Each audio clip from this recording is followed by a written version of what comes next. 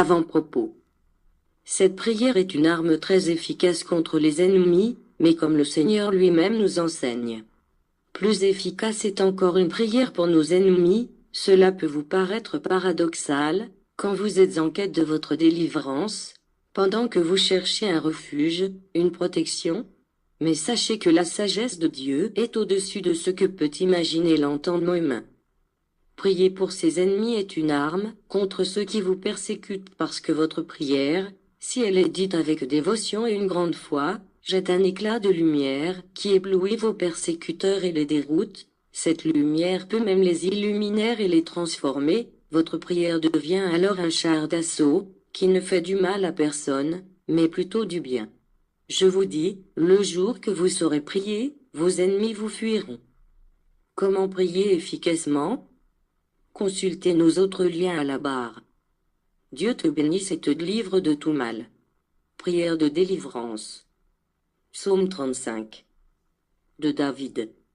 Éternel, défends-moi contre mes adversaires, combats ceux qui me combattent. Saisis le petit et le grand bouclier, élève-toi pour me secourir. Brandis la lance et le javelot contre mes persécuteurs. Dis à mon âme, je suis ton salut. Qu'ils soient honteux et confus, ceux qui en veulent à ma vie. Qu'ils reculent et rougissent, ceux qui méditent ma perte. Qu'ils soient comme la balle emportée par le vent, et que l'ange de l'Éternel les chasse.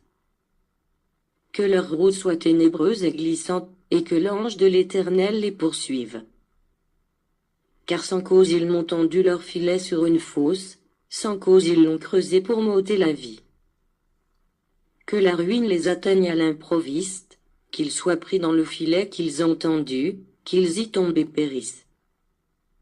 Et mon âme aura de la joie en l'Éternel, de l'allégresse en son salut. Tous mes os diront, Éternel.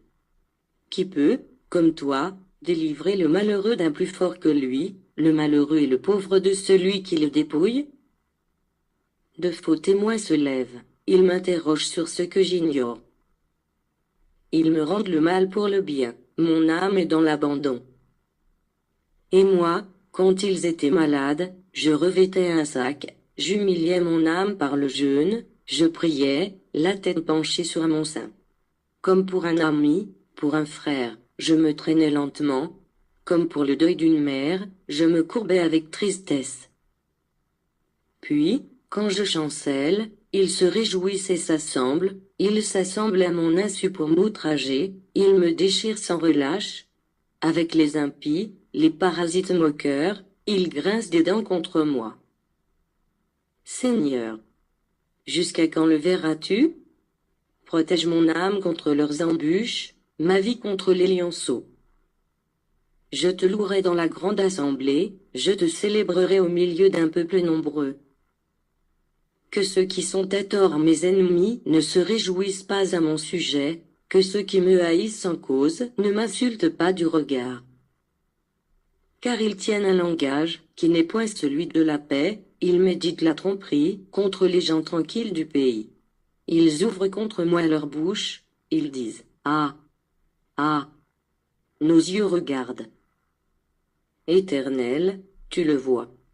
Ne reste pas en silence. Seigneur, ne t'éloigne pas de moi. Réveille-toi, réveille-toi pour me faire justice.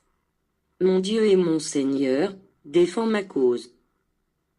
Juge-moi selon ta justice, Éternel, mon Dieu.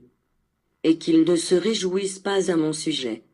Qu'ils ne disent pas dans leur cœur, « Ah! Voilà ce que nous voulions. » Qu'ils ne disent pas, « Nous l'avons englouti. » Que tous ensemble ils soient honteux et confus, ceux qui se réjouissent de mon malheur. Qu'ils revêtent l'ignominie et l'opprobre, ceux qui s'élèvent contre moi. Qu'ils aient de l'allégresse et de la joie, ceux qui prennent plaisir à mon innocence, et que sans cesse ils disent, « Exalté soit l'Éternel, qui veut la paix de son serviteur. » Et ma langue célébrera ta justice, elle dira tous les jours ta louange.